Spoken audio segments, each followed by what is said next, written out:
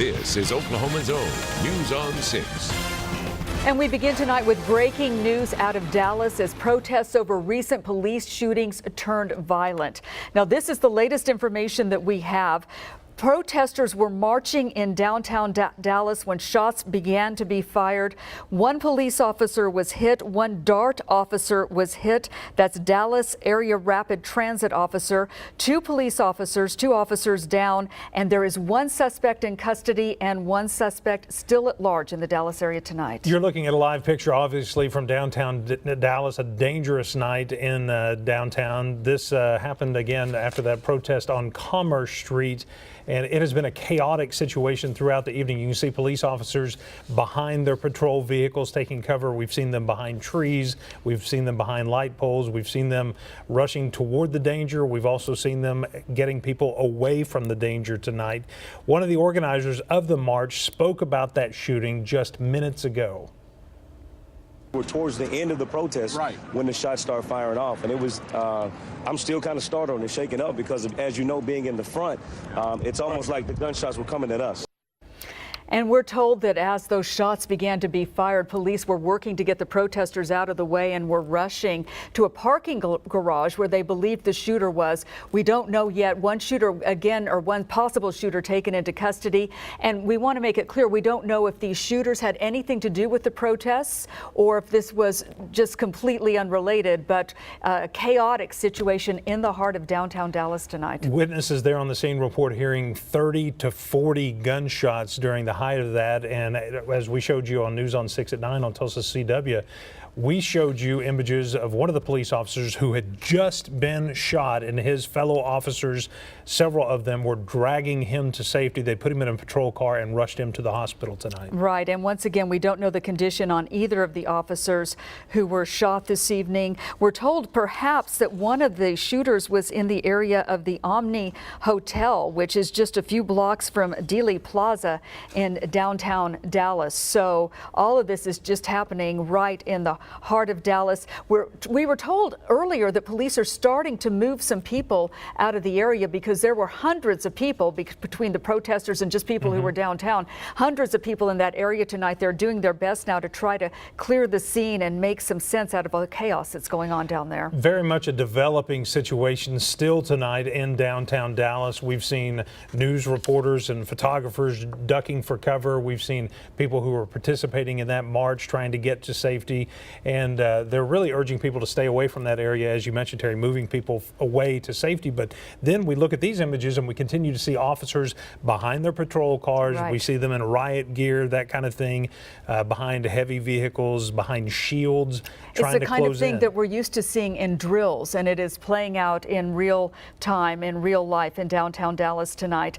You know, protests, this is in connection, there are protests going on across the country tonight in connection with two police shootings, one in the past 24 hours, one in Minnesota, the other in Louisiana. And that's how all of this started, as a protest in downtown Dallas. And we will keep you updated on any new information as it becomes available to us tonight. And certainly tomorrow morning on 6 in the morning starting at 4:30.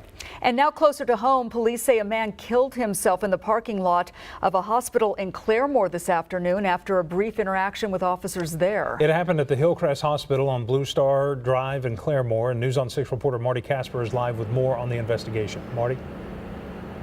Well, good evening to you, Craig and Terry. Police say the first 911 call was for a man sitting in his vehicle with a long gun parked very close to the emergency room exit here at Hillcrest Hospital in Claremore. When police arrived, they say the man got out of the vehicle, gun still in hand.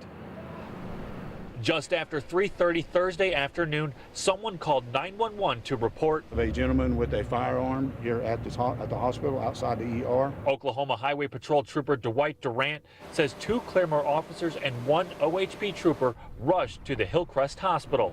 As they get out of their patrol cars, the individual steps out with a weapon. Police say the man fired one round, but it's unclear if it was aimed at officers. The individual goes back into the car. The troopers start to make an approach. Cautiously, until police say the suspect got back out of his vehicle. Points the weapon at the officers. There is shots fired back at the individual. Claremore Police Deputy Chief Charles Dunham says it's unknown if the suspect was hit by officer gunfire, but that it was the OHP trooper who fired a shot. Don't know at this point if it struck the guy or not. The guy did fall back into his car. Trooper Durant says officers heard another gunshot, eventually finding the suspect dead of what they believe is a self-inflicted gunshot wound. Police then secured the area and the hospital was put on lockdown. We'll put it on lockdown temporarily until we could determine that he was by himself. Once police learned the suspect was alone, they called in investigators who are working to determine who the man is, why he came to the hospital, and why he pointed a gun at police. All information that is still under investigation by OHP. Now, a spokesman for Hillcrest Hospital says that the hospital went into lockdown as soon as they learned that a gun was on the hospital's campus. Officials there say that the staff practices for this type of incident and that everyone followed procedure. The hospital has now fully reopened. Live in Claremore, Marty Casper, News on 6. New tonight, we have heartbreaking news. Hall of Fame high school coach and the current head football coach at Jenks High School, Alan Trimble, has been diagnosed with ALS. Now, just earlier this summer, Alan Trimble announced his retirement. Just a couple of days later, he changed his mind, saying he would be back at Jenks. And sports anchor Charlie Hanneman joins us now. This is really such sad news for so many people who admire this man. It sure is. Coach Trimble says he'll still be on the sidelines this season, plans to coach this year, doesn't have any plans to stop. He first got the news of his ALS diagnosis last week and then told his coaching staff this week. There is no cure for ALS, but Trimble will start a maintenance plan to try and slow down the effects. Trimble told us his doctor encouraged him to go live life and doesn't think there should be any problem with coaching this season. He's the most successful high school coach in state history with a record of 13 state championships, including each of the last 4. Moments ago, Jenks Public Schools released a statement saying, quote, "Although there is sadness, we know Coach Trimble will meet this challenge with incredible resolve. There's no doubt the entire Trojan family will rally around Coach Trimble and his family as they journey through this difficult time." There's really no way to sugarcoat this. It's awful. He's just 52 years old. He's loved by his players. He's always been great to us. And it's just, you wish there was something that you could say that would make it better. And you just don't really have anything. Hopefully some of the medications that they have can at least slow things down and thoughts and prayers, obviously. Yeah, I mean, he's got a great spirit about him, but it's tough for everybody. All right, and we'll have more in sports as well. All right, thank you, Charlie. Thanks, Charlie. And we also have some more breaking news from Tulsa, where a man is dead after a van hit him at the intersection of 15th and Utica. Police say the man was in the middle of Utica when that van hit him. No word right now on the man's identity or why he was in the street. Officers are not saying if they will recommend charges for the van's driver. And a 9-year-old boy is still recovering tonight, 3 days after being hit by a bullet while watching 4th of July celebrations. The Pinkstaff family says the fact their child is alive is nothing short of a miracle. News on 6 reporter Annie Chang spoke with them tonight. She joins us live now from St. Francis Children's Hospital with more. Annie? That's right, Terry. Little Grant will turn 10 years old this coming Sunday. His parents tell us his only birthday wish is that he'll be released from the hospital and get to go home. While crowds celebrated, the Pinkstaffs were panicking. Started to realize, you know, it's a major head wound, so trying to cover it up, I just started yelling for police, 911, anything, but the problem was fireworks were going off. Police believe someone fired a gun into the air in celebration about halfway through the Freedom Fest fireworks show. One bullet came down, lodging into 9-year-old Grant's head. Blood poured out from his skull. ER workers thought at first it might have been a firework burn. It wasn't until they did CT scans they realized it was actually a bullet. Grant's father is outraged and wants answers. That's just irresponsible, it's ignorant, and it's stupid, and it almost cost my son his life. Right now, Grant is taking medication for his painful headaches. Doctors say he should make a full recovery. The bullet will stay in his head for the rest of his life, though, and he'll suffer some partial vision loss. He's the biggest, bravest boy I've ever known, and he's a miracle for making it through this. The Pinkstaffs believe it's a small price to pay when they realize their son is lucky to be alive. It's amazing that he's alive. It's just a miracle, it really is. A GoFundMe page for Grant's medical expenses has raised more than $2,000 so far. We do have a link to that on our website, newson6.com. In the meantime, police are still looking for the person responsible in this shooting. If you have any information, you're asked to call Crime Stoppers. Reporting live from the St. Francis Hospital, I'm Annie Chang, News on 6. Well, some people in Osage County don't have water tonight. The Hula Water District says the number 20 water treatment plant is down. Crews are working to fix the problem and hope to have the water back on sometime tomorrow. When service is restored, though, customers will need to boil water as a precaution. Tonight, all customers are asked to use water sparingly. New since our news at 6, the State Department is reopening its internal investigation of former Secretary of State Hillary Clinton and the way she and her top aides handled classified information. Oklahoma Senator James Lankford is calling for Clinton's security clearance to be suspended. Lankford and 9 other senators say the FBI investigation shows that she and her staff were careless in handling highly classified information. Lankford says keeping her clearance sends the wrong message.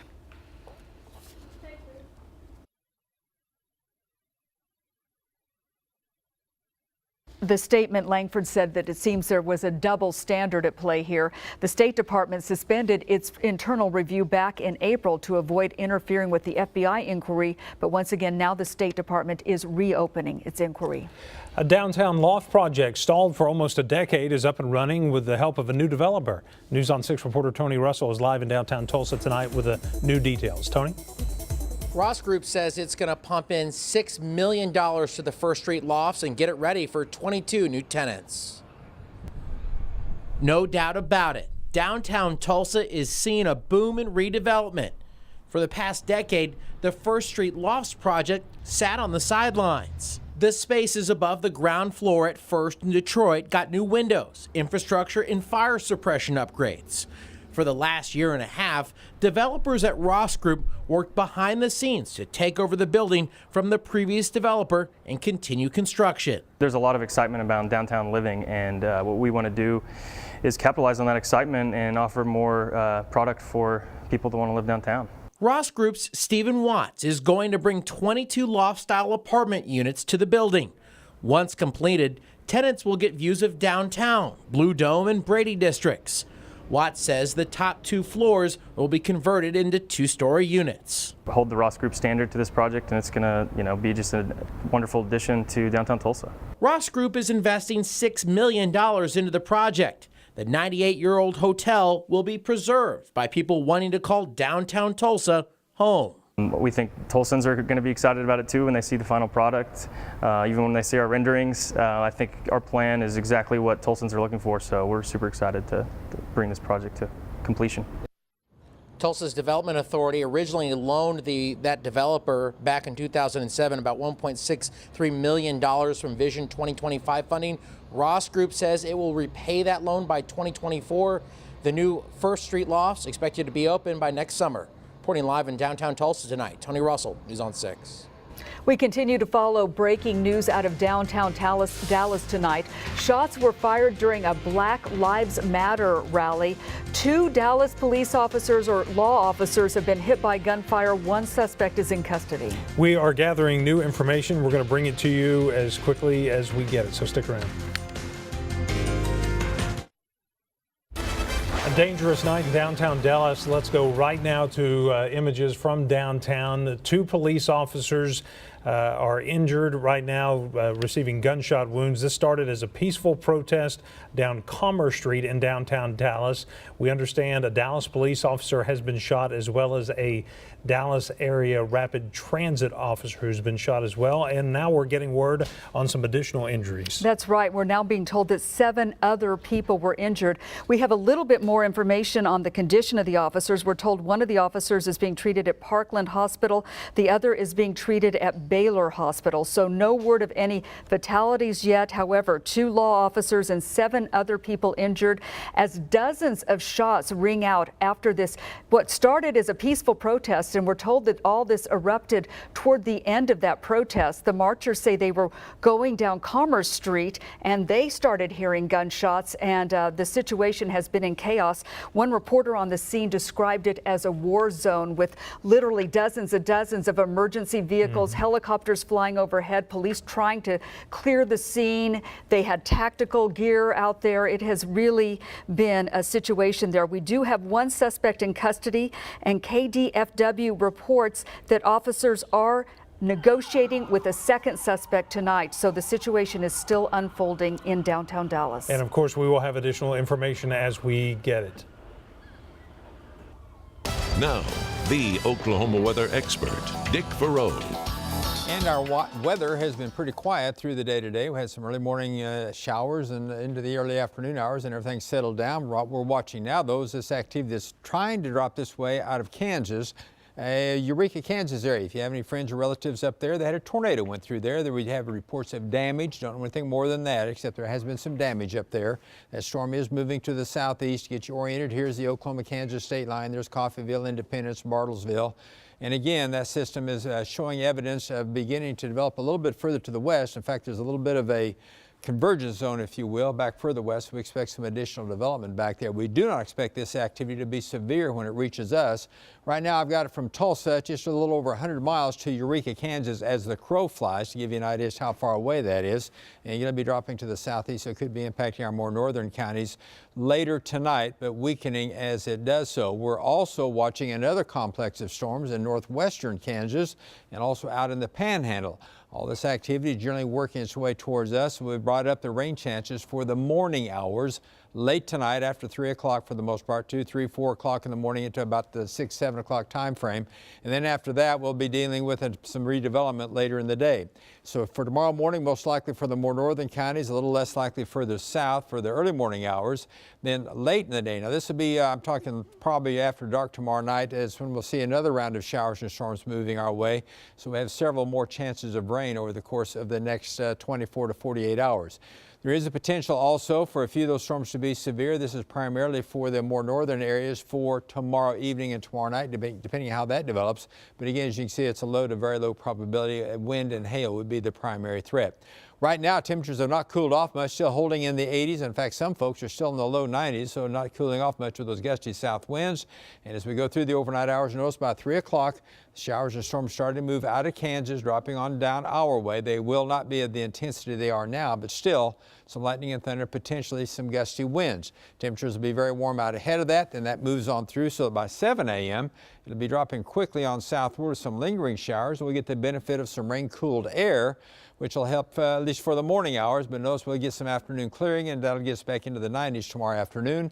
Then we'll be dealing with another round of showers and storms coming our way for tomorrow night and into the Saturday morning time frame, and some of those will be potentially very strong as well. Obviously, not everybody is going to be affected, but there will be a reasonably good chance of some showers and storms. Right now, as we look outside, though, we're enjoying fair skies at 91. Still feels like 101, though, those gusty south winds. 76 first thing in the morning, 91 by the noon hour, topping out about 94 with that late day chance of some showers and storms. And then that'll be followed by another chance for Saturday and also on Sunday. After that, well, the sun comes back out, the rain chances drop off, and the temperature starts going back up again. So look for hot and humid weather all the next week. All right, thank you, Dick. I want to real quickly pass along an update to the breaking news down in Dallas. We understand that 2 Dallas police officers were shot, plus the DART, the Dallas Area Rapid Transit officer who was shot, and that's in addition to 7 other people injured. Right, but so far no reports of any fatalities, so that is the one good thing from that situation tonight. And Charlie, you have some rough news in sports tonight as well. Yeah, it's a tough night in news. It's a tough night in sports, too. Rough news tops the Express Pro Sports Desk tonight. Covering sports, we're used to reporting someone winning and someone losing. Our top story tonight, nobody wins. As we reported earlier in the show, doctors have diagnosed Jenks head football coach Alan Trimble with ALS. The Oklahoma football icon does plan to coach the Trojans this season. Trimble suddenly retired back in June, but changed his mind 3 days later. He's led the Trojans for 20 seasons, winning a state record 13 state championships, including each of the last 4 seasons. That news puts this next story in perspective. The Warriors officially introduced Kevin Durant today as the newest member of their super team. KD signed a 2-year deal worth $54 million, but he has an option to get out after the first year and make more money under the rising salary cap. Durant's goodbye to Thunder fans won't fix many hard feelings. I understand the fans in Oklahoma City and everybody, basketball fans around the world are, I guess, upset. But like I said, I made a decision based upon what I wanted to do and how I felt. And, you know, it's the best decision for me. So I can't really control how you feel. I'm sorry you feel that way, but I'm going to continue to live my life, man. Life goes on, and, you know, I got a short amount of time left to play basketball. I just want to enjoy every single day of it. Oklahoma State's non-conference basketball schedule is out. Highlights include the Maui Invitational and road games at Maryland, Wichita State, and at TU. Back with the Driller, about to hit the national stage after this. News on 6 and your Oklahoma Ford dealers want you to have the best summer ever. This is your cue to text for your chance to win a $100 BA Med Spa and Weight Loss Center gift card. Plus, every winner gets a chance to win a new 2016 Ford Mustang. Text WINNER to 79640. Driven by your Oklahoma Ford dealers, this is News on 6 Sports with Charlie Hanema. Drillers second baseman Willie Calhoun will play in the MLB Futures game Sunday in San Diego. Harold Kuntz reports on Calhoun's rise to being one of the best in the Texas League.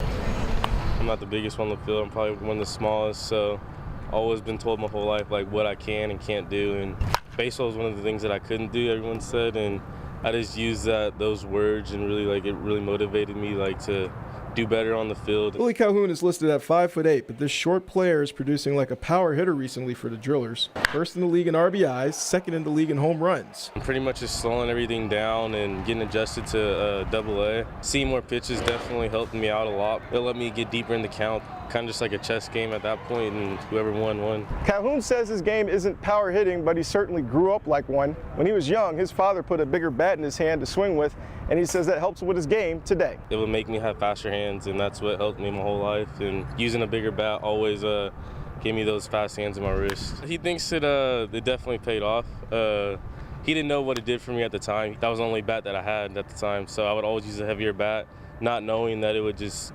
get my wrist stronger and my hands stronger and make them fast, but it's definitely benefiting now. So thanks to Dad and getting on the right track, the Futures All-Stars limit is even bigger. Harold Kuntz, News on 6 Sports. Calhoun and the Drillers continuing their 6-game homestand tonight with Tommy Lasorda on hand to throw the first pitch. Top of the third, Nelson Ward into the bullpen and right. 2-run homer makes it 2-0 San Antonio. Top 4 now. Luis Tejada hits it back to the pitcher. Jeremy Kurt, that's trouble. Run scores, made it 3-0. The Drillers lose 6-4. We're back after this. An update now on the violence in Dallas. It's been confirmed that one officer has been killed in Dallas and 4 other officers injured, along with 7 other people in downtown Dallas. We'll have the latest for you beginning at 4:30 tomorrow morning on 6 in the morning. Thanks for joining us tonight.